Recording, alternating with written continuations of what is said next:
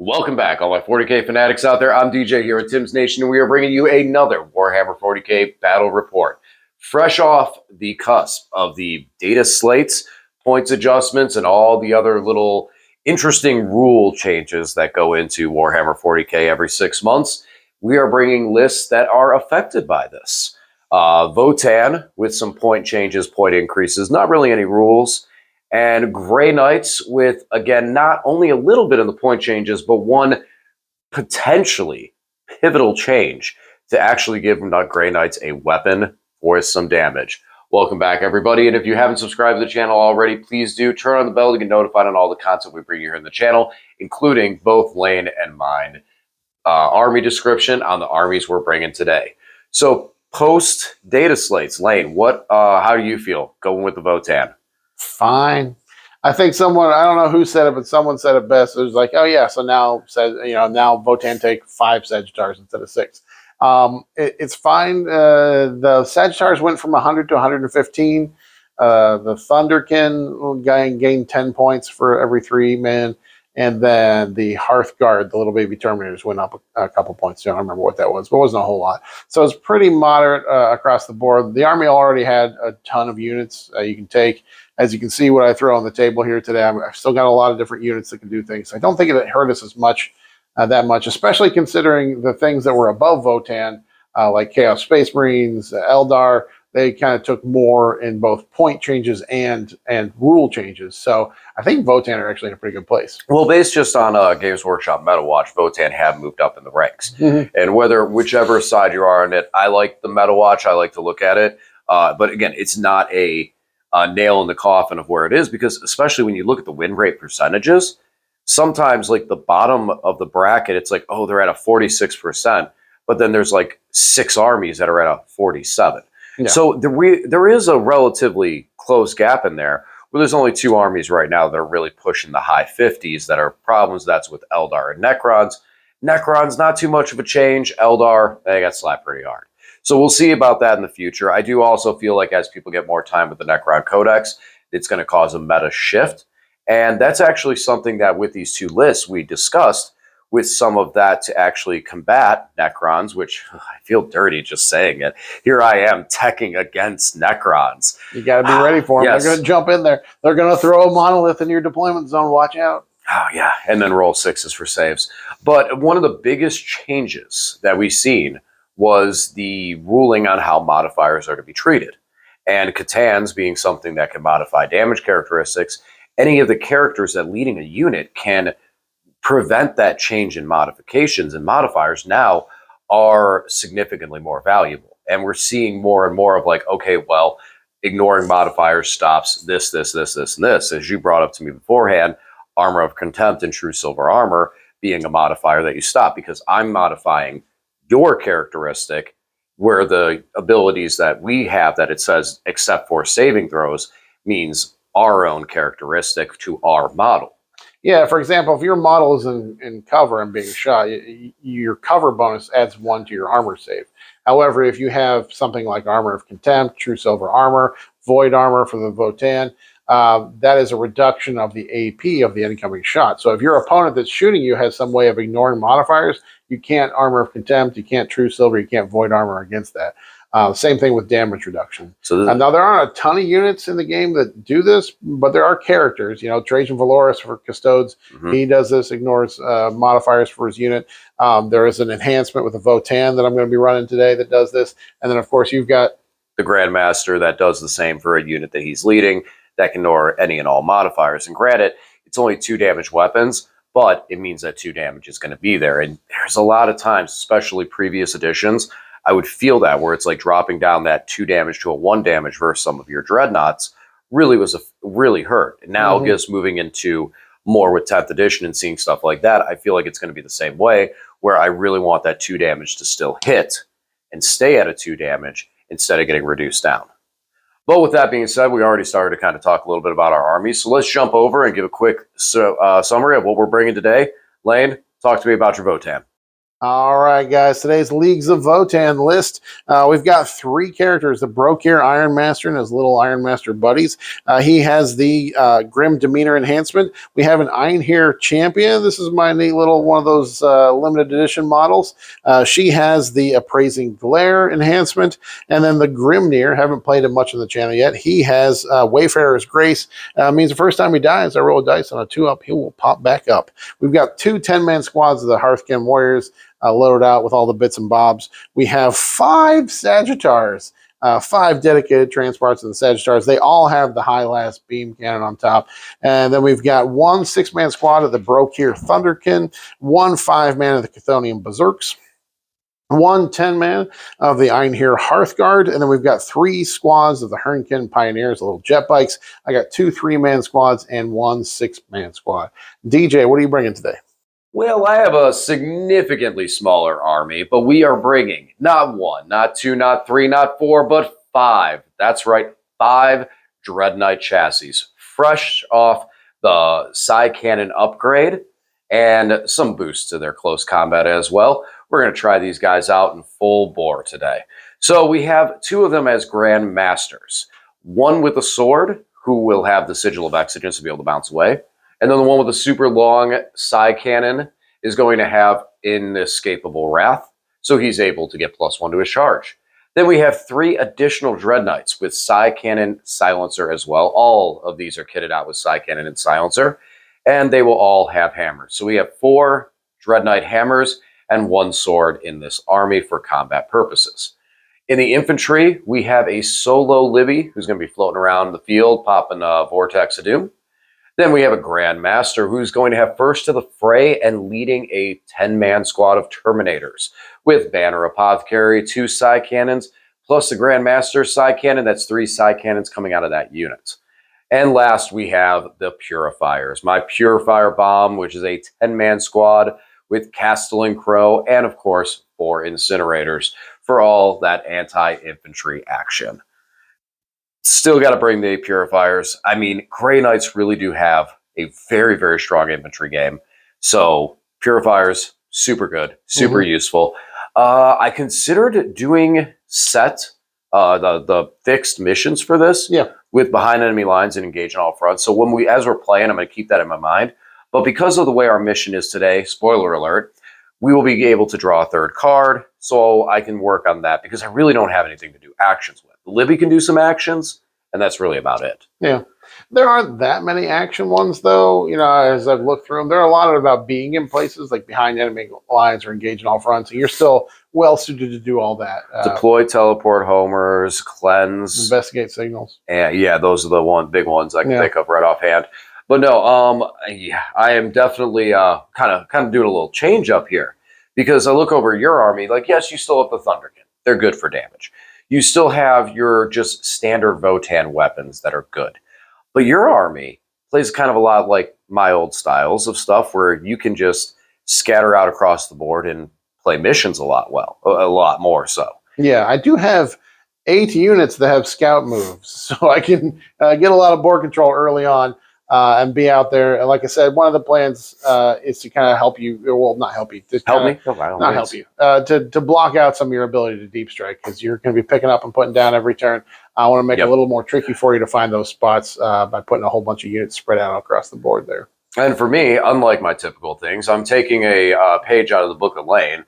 I was actually looking for a beard, and I was almost going to record my video and say, hey, Lane here with Tim's Nation, talking to you about my Grey Knights today. Because this is definitely a Lane list that has more power. I didn't just take a couple Dread Knights. I took 5 Dread Knights, 1 off a maximum.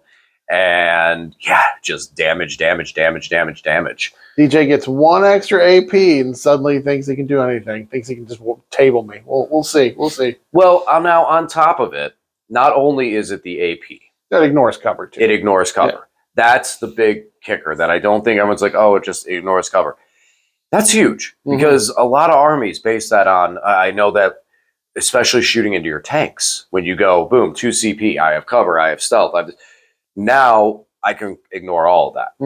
So, yeah, so that's pretty much going to be it for it. At this point in time, I have the terrain all neatly set out here. and I do not want to move it for our opening dice roll. Okay. That's where we're set in. What alternative solution do you provide here? What do you suggest? The most diplomatic answer. Lane, you can just pick. Do you want to deploy first or second? You could deploy first, and you'll still yeah, have it me doesn't deploy really matter my because entire I've got like twice as many units. Exactly. I guess I'll drop first. Okay, and don't worry, the foam dice will be back next week. We still have it; it's still here. I just really spent a lot of time getting this terrain all perfect, and I don't want to mess it up before we can mess it up. I bumped it once when I was putting out the objectives, and he yelled at me. I almost cried. I seriously, it got real. It got real fast. So, but yeah, okay, Lane, you're gonna deploy. You're gonna let me deploy first. No, I'll drop first. You'll drop first. Sure, awesome. What a gentleman. All right, we'll be back after deployment. This is the prize that is on the line for today. For those who know, Lane has abandoned the dice on the territory of the orcs and can only retrieve it with a Votan victory. In other words, it was hiding under a piece of terrain. He left it here. I said, haha, I have your dice. You want it back, you have to come play me and beat me with your Votan for it. That's true story. That's what I'm here to do. So, with that being said, we are deployed. Lane, talk to us about what we are doing today. So our deployment is Crucible Battle. If you take a look at my deployment zone, you can kind of tell because I lined everything up exactly on my deployment zone line. And then, so Crucible Battle, our primary mission is Sites of Power. So this one, you get 3 points for each objective you control. However, if you control ones in the deployment, or in the no man's land and have a character on there, you get an extra 3 points. So this is controlling objectives in no man's land with characters. And then our mission rule is secret intel today. So all that means is when we pull our two secondary mission cards, if we want, we can pull a third one and discard one of them. We can't have more than 2 active, but we can pull a third one and discard one if we don't like what we got. All right, so let's talk about what we're doing. So I do have quite a bit in Deep Strike. I have the Grandmaster Dread with Inescapable Wrath in Deep Strike, as well as my Terminators with my Grandmaster, and I was able to have some room to put the library in there too. Could have put a Dread Knight there probably, but I wanted to have them on the field, especially because, well, we're Grey Knights and we just pick up. So, with that being said, that's kind of what I'm planning for. So I put the Dread Knights in position where if I do decide to leave them on the field, or if I go first, I do have Dread Knights to be able to cover some flanks and just make Lane think about those scout moves and just jumping up on the objectives. And then this guy out here is the one with the sigil. So if Lane does go first, yes, I would lose the sigil early. But if Lane goes first, I lose the sigil early. But if I go first, I have a Dread Knight in a very solid position to be able to move up and start doing work on turn 1. So I don't just completely forfeit turn 1, which is some problems I've had in the past with Grey Knights. I do have First of the Fray Terminators to Deep Strike in on turn 1, and that's why I don't want to completely sacrifice my turn 1 just because I go first. Purifiers are hanging out back on the objective because they're going to wait for some of these Sagittars to explode so I can chew up the infantry inside. All right, Lane, what do you got? We're just all here ready to go. So the Votan have a lot of scout moves. Each Sagittar has a 6-inch scout move, and the Pioneer jet bikes, they have a 9-inch scout move. So if DJ does go first, I can back off the line a little bit. If I go first, I can just push forward and get on objectives and start doing actions and then controlling objectives. 6-man Pioneer jet bike, 3-man. We got a little 5-man Hearthkin on there. And then Sagittars on the line. I've got models on top of them to show what's inside. So we've got Hearthkin with guns, Hearthkin with guns. We've got the Grimnir all by himself. We've got Hearthkin with just no guns, just the basic guys. And then we've got this one with the Chthonian. That's what I was about to ask you. So these are the ones that have the Magna rails in them. Yeah, so that means that squad has the heavy guns, the Sergeant, the Thane, and then the medic pack. Now, real quick, for those who are not familiar with Votan, talk to us a little bit about why that happens that way. Why is it the same squad that you just didn't purchase guns for? Well, the Hearthkin Warriors only come in 10-man squads. The Sagittars can only transport 5 models, but they do allow you to split Hearthkin Warrior squads. So I split them up. So some of them, I just put all the damage output into one 5-man. Other ones just have 5 guys that just have the basic Which is bolters. those 2 that have the Yep. damage. Yep. They also have a scanner in there so they can ignore cover when they shoot. Just gives me 5 basic bolters here. Yeah. And then the 5 basic bolters back here. Mm-hmm. And then, like you said, Berserk's over here and a Psyker in there. Yep. All right. So, Lane, would you like to go first or second? Golly gosh, I don't know. I could take either one, I guess. I always want to go second because Grey Knights have a lot of stuff they can do for going second. So that's always a positive. But all right, let's see what the dice decide. Oh, Hey, I got I a will be beard doing- already. You know what I'm going to do first, though, DJ? I'm going to give out presents. It's You're time gonna to give give out it. judgment tokens. All right, so Blade is going to end up going first. So he's going to have a bunch of scout moves, which we'll talk about in a minute. I will let him do his scout moves, and we'll come back and talk about it. And yeah, give you a second to figure out where you want to put your judgment tokens. I have so many things to give out. I have 4 sets of 2 judgment tokens to give out. And I chose this Dread Knight. I chose the Grand Master Dread Knight. Also this Dread Knight. And then also the Purifiers. Now it just says choose any units in your opponent's army. So I could have chosen ones that were in Deep Strike, but I decided to put them on these ones. I do want to try to get my first turn kill. So with my scout moves, they haven't had my actual movement phase yet. Scout moves, I moved all this up here.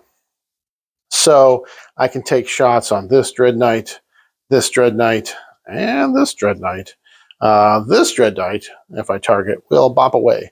But I can at least trigger that early. And then everything else, other Sagittars is scooched forward. These jet bikes just kind of stay where they are. I need to keep them within 6 inches of the table edge in order to pop off the table for their special ability. So that's what we did there. All right, I'm going to draw some cards, and then we'll take a look at my first turn. Oh my gosh, guys, what's happening? DJ is rapid ingressing on turn 1. This sounds like it breaks the rules. It does. However, Grey Knights, when it comes to movement, can always break the rules. Again, this is true. Yeah. So DJ has the character on there. What's the enhancement? So the Grandmaster has first to the fray. And based on the wording of Rapid Ingress, it says you may not use the stratagem on a turn that you could not normally deep strike. Well, because I have first to fray, and because I can deep strike on turn 1, I can deep strike these Terminators in on turn 1, and we'll try and hide them up a bit so we aren't giving too much line of sight, because I don't really want to get shot at, and I want to get prepared for next turn to smack some Sagittars. Oh, not my baby Sagittars. All right, so as for our movement, we scooched up here with everything and got one of the little squads, the little babies out. And we're going to put all our shots. I guess we'll target this guy at first to pop off the sigil, and then try to kill this big Dread Knight right here. So yeah, we'll see if we can kill him. If I kill him, I get my 3 bonus CP, which would be fun. Of course, put a lot at risk by putting everything up here. I guess we're just going to take it. DJ will probably do a lot of work into me in response, but we'll see how it goes. Yeah, it's the first time I've had a list that has actual damage potential in it. Yeah. So we'll see what happens here. But yeah, I'm about to do some shooting, some blasting.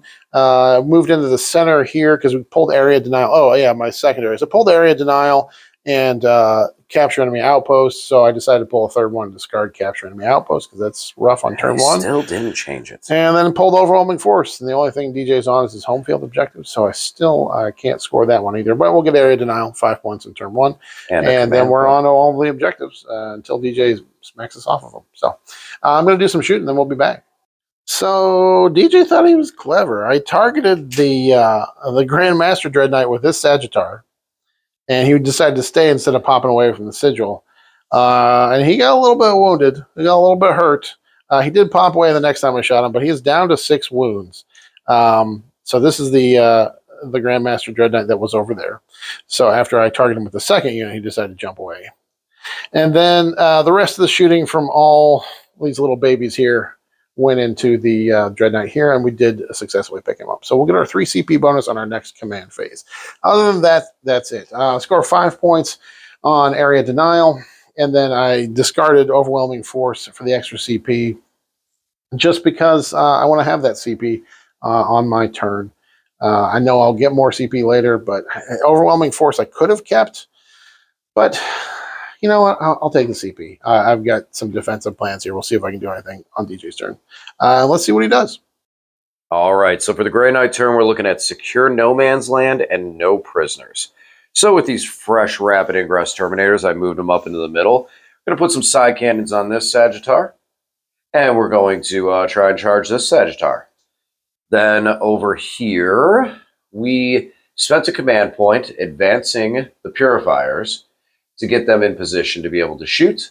Lane chose the Overwatch. I did. And I lost 4 because he rolled hot, and I have not, my saves have not been good. So hopefully they're going to come back in the end, and I'm just going to pop invulns for days and keep things alive that shouldn't, because that's how 40k is. This Grandmaster, though, since he couldn't be Overwatch, started to come around the outside, and he's going to be able to shoot and charge over here, see what we finish off. And then this Dread Knight, he advanced, but he's a regular Dread Knight, so he can advance, shoot, charge, and all that glory, and he's really up close to get in there and start doing some work. This Dread Knight was the one that I picked up, landed him down, and we're going to put some fire in there. So, all right, we got some shooting, and we'll see how this all plays out. All right, so the shooting phase happened. Say that much. Terminators did not do any work really in the shooting phase. Side cannons missed, and 1 bolter plinked a damage. That's okay. We'll charge and take the objective. We have too much OC to not. Then over here, we did a lot of work, spread out a lot of wounds, and we're going to have to try and see how we can finish this up. So we dropped the bikes down to 3 fresh models. This Sagittar in the back is down to 2 wounds. 2 wounds. And then this Sagittar here still has 8 wounds, and he also has a Dread Knight that's about to charge in. I spent 2 CP after the Purifier shot me to shoot back with this guy because I have reactive reprisal. I was hoping to pick up another couple of those guys because they are the biggest threat to my Hearthguard. But I failed to kill any this time, so much better in Overwatch. Yeah, right. Yeah, I don't want to talk about that Overwatch again. I don't want to relive that. All right, so we're going to do some charges and see what we can make happen here. All right, so we resolved the combat. The Terminators made their charge, and I told Lane, I was like, I'm going to roll these guys in 2 sets because they had lethal hits and stuff.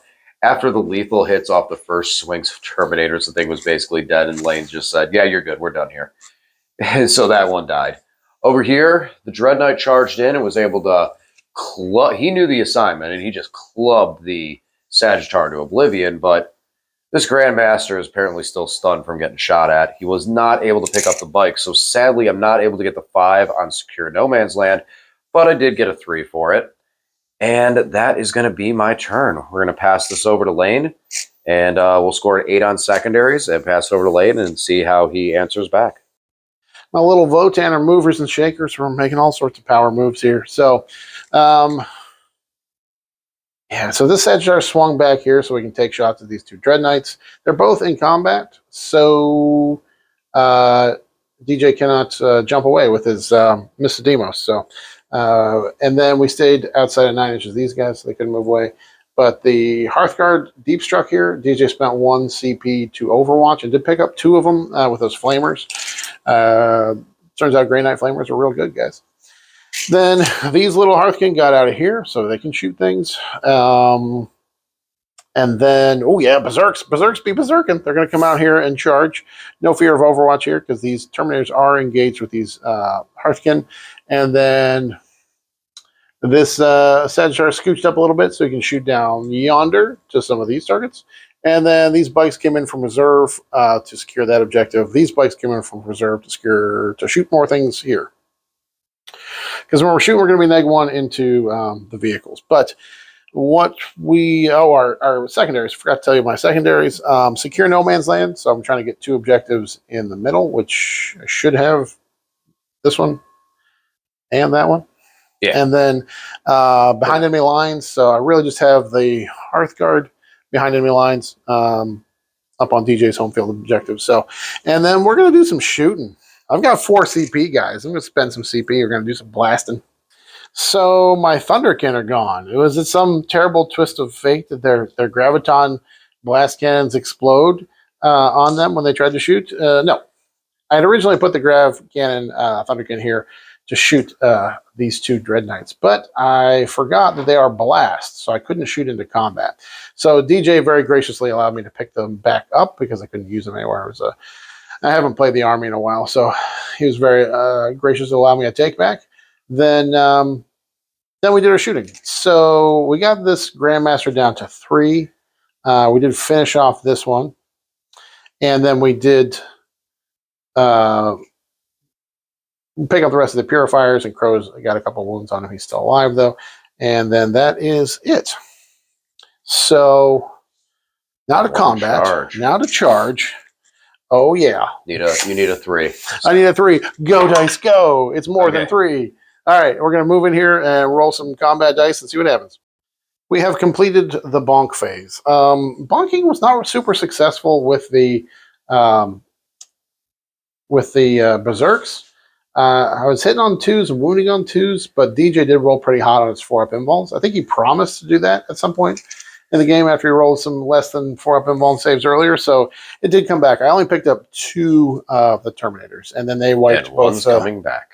Wiped both the Hearthkin and the Berserks. So that's about it. And then this guy did his thing and picked up the 2 bikes. Yep. Scooched over there, but the Hearthkin are OC too, so I still hold that one. So DJ will only get 6 on his primary because I hold his deployment zone onto his turn. All right, so we're looking at behind enemy lines and engage on all fronts. So I brought Crow, the Grandmaster, and my Librarian in. So Crow and the Grandmaster will by themselves get behind enemy lines. Crow's going to try and do some damage to pick up these Hearthguard, take them off there. Now Lane did sticky the objective because of the infantry rule, the ability the infantry have. So I won't take it away, but at least I can clear the guys off there and take another turn. My Grandmaster has got some options. He can shoot down here at that Sagittar. So many targets. Yeah. Sagittar, we got bikes, we got a Psyker, which I believe the Psyker is probably lone op right now, isn't he? No, he's not lone op. No, he just got 2 little robot buddies that absorb wounds for him, and he has the enhancement that when you kill him on a 2-up, he'll pop back up. All right, and we can go and hit these Sagittar over here if we want.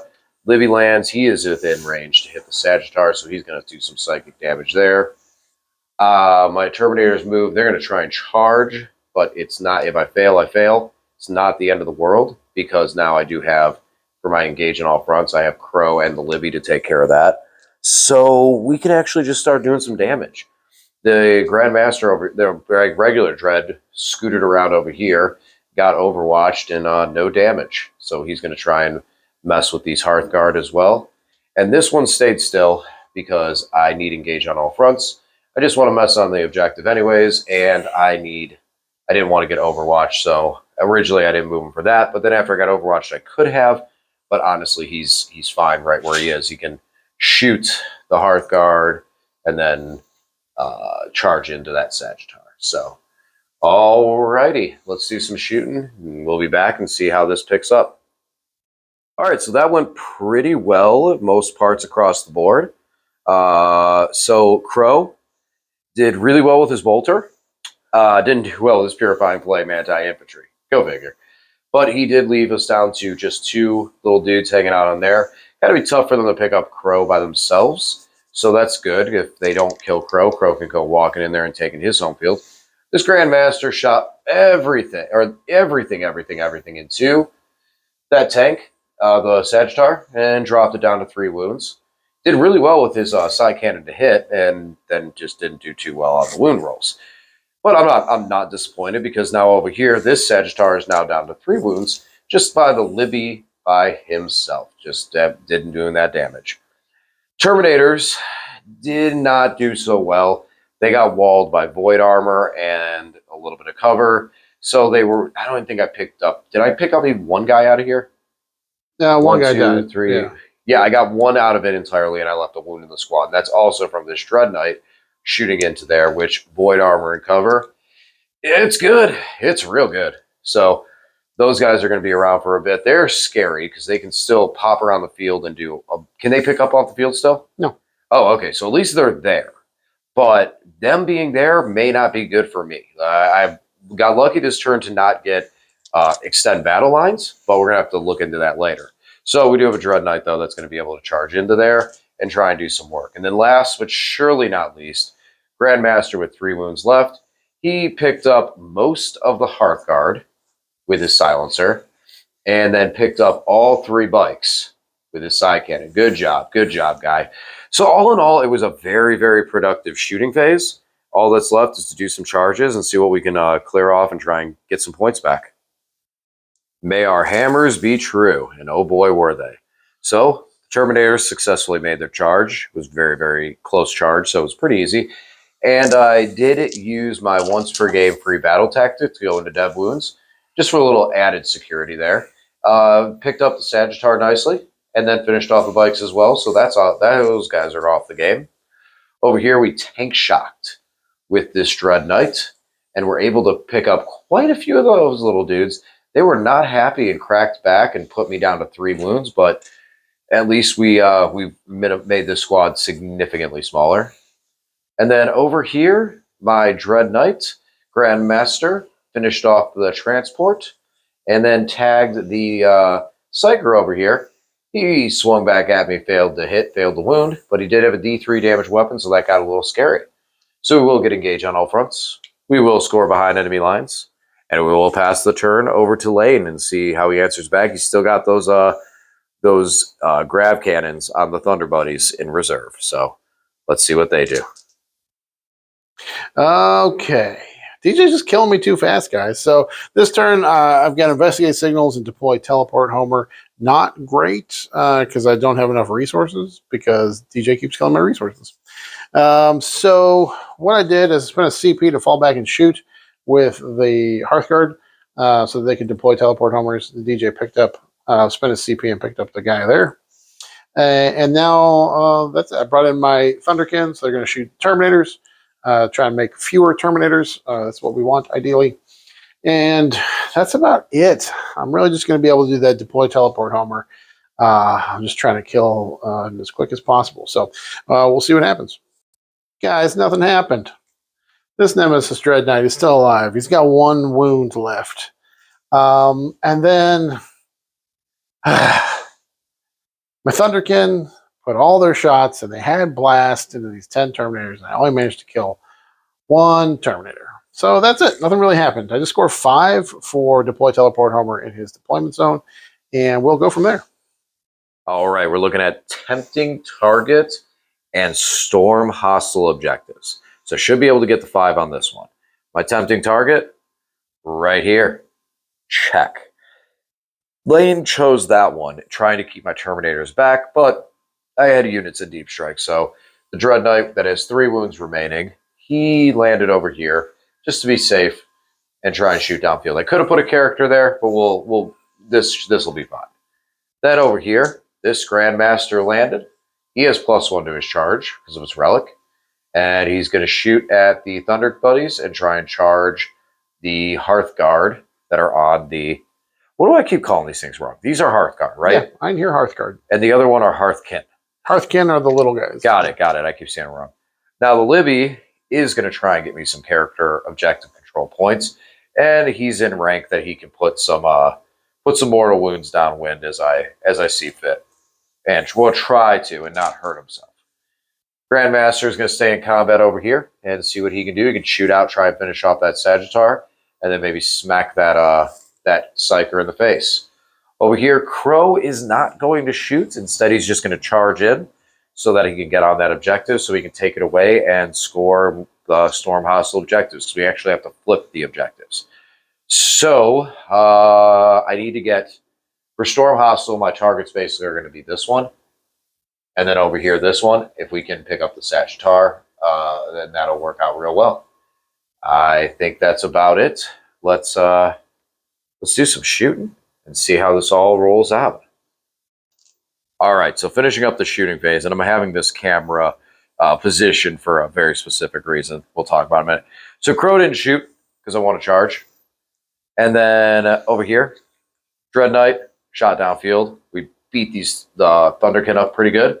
We're gonna try and make a charge with the Terminators. Lane pulled a couple of dudes to make it a little further, but you know, it is what it is. I wanted to remove as many of them as I could. Over here, Grandmaster also put some shots in there to remove a bunch. and he's going to try and charge the last, which is the E-Champ that's on there.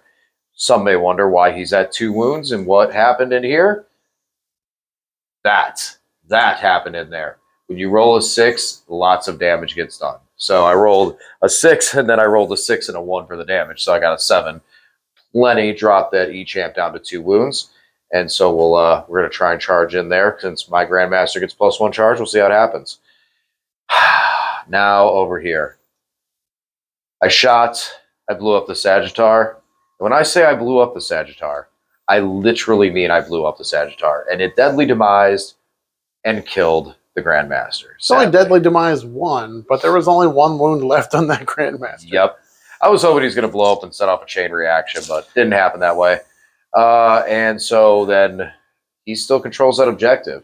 So the only way that I'm going to be able to get storm hostile objectives is by making the charge with this Grandmaster and just making the charge. He's only OC1, so if you make the charge, you got it. Right, yeah. He has +1, right? So you only need an 8.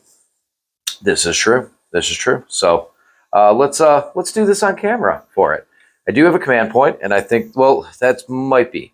So first we're going to do Castle and Crow. Let's see what he gets. That'll definitely do it. Thank you, Lane. Yeah, nothing fancy or special. Just getting them in there. There's 2 little dudes back there. He'll be able to pick them up rather easily. Terminators. Don't know what they need anymore. Let's see what we get over here. Don't you want to do the Dread Knight first in case he needs... No, that's why. Because I want to see, because if I get a huge roll with these guys, I can get real close to that objective marker and might be able to just shimmy a guy over onto that objective marker with the, you know what I'm saying? That's a 6. So I think that'll get us in there, but that's going to be you're within 7. So we're going to move that in a second. So all that's left is the big boy. All right. So because we're +1, we do need an 8. That is an 8. 6, 7, 8. So boom. We'll do some fighting, and we'll be back after that. So I spent my command point to take shock. I did not want to risk it and have anything go wrong and miss attacks and then get punked by the E-Champ. So I just said, we're done. We're finishing this. Boom, smack, crackle, pop. Terminators, crack, poppled, snappled, those guys as well. And then over here, Crow. Yeah, Crow was more than enough to take them out. So I will get 10 points on my secondary, and I'm going to pass it back over to Lane. And Lane, in his turn and his cards, and we're going to start to kind of combine some stuff up because we're getting kind of towards the end of this, and we'll move on to turn 4. Yeah, I mean, this is what we have at the start of turn 4. Just 2 little models on the table. So DJ basically tabled me in 3 turns. But don't worry, I am seeking vengeance because one of my secondaries that I pulled was Assassinate. And I popped this my little Grimnir up here. And he was able to pick up the Librarian. Poor little Libby, never saw it coming. Yeah, I overcharged did the hazardous attack, which 6 attacks, hit on 2, strength 6. So I got 4 wounds, and DJ did fail 3 of them. It's D3 damage piece, so we did manage to pick him up. So despite this, we did score 3 on primary, and then 5 on assassinate. And now DJ can do whatever he wants. Okay, so this is the wrap-up of everything. So bottom of 4, I picked up the Terminators, and I drew Capture Enemy Outpost as well as Assassinate. So I paid Lane back, took out his little Psyker, took out a little dude here. I spent a command point to drop the Terminators down within 3, and just poured Bolter Fire and everything and picked both those guys up. No problem, no harm, no foul. So that turn, I was able to score an 8 on primary, and 12 on primary, and an 8 on secondary because of the Assassinate. And what was the one that I got the 3 on? What was that? It was a Defend Stronghold? No. Last turn? Or no, you got 8 for Capture Enemy Outpost. That's right. 5 That's right. So I got 13 for that turn. Yeah. Yes. Now then, because Lane is tabled, I just drew my last turn, I drew 3 cards. I had to because one of them was Overwhelming Force, which there is no cadence to what to do if you killed all the units except not score points. So I got Deploy Teleport Homers and Defend Stronghold to finish everything off. So Defend Stronghold, I hold my home objective again. So I'll score 3 points on that. And then Mr. Crow is going to do the action for me here to give me 5 points. So that's going to give me another 8 points. I didn't have to pick anybody up. I figured I was in a good position because I had one unit in all four corners. And that is going to be the game. This is going to be a Grey Knight victory with a final score. Grey Knights 89, Votan 45. 45 is not bad for being tabled by turn 3. That was let's see, Psy Cannon's mad. All right, follow us over to the post game, and we'll give you our thoughts on Votan and Grey Knights moving forward in the game.